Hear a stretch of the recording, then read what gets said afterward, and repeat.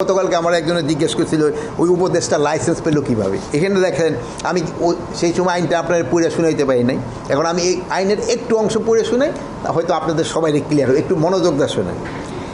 নিম্নে বর্ণিত পদধারী ব্যক্তিবর্গের লাইসেন্স প্রাপ্তির জন্য নির্ধারিত আয়কর পরিশোধের বাধ্যবাধকতা থাকবে না।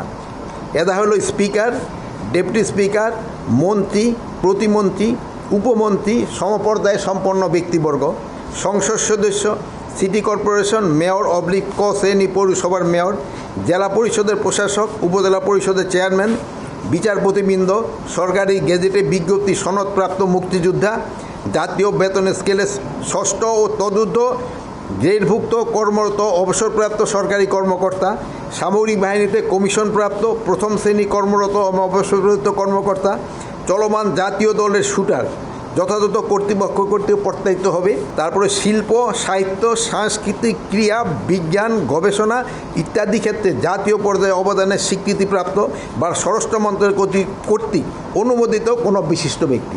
এদের কিন্তু ওই তিন লাগবে না। আর একটু শেষ করি, ওটা লাগবে। উপনিষেধে 32(1) এর ক, খ, গ, গ, ম বর্ণিত ব্যক্তিদের ক্ষেত্রে বয়সের বাধ্যবাধকতাও থাকবে না।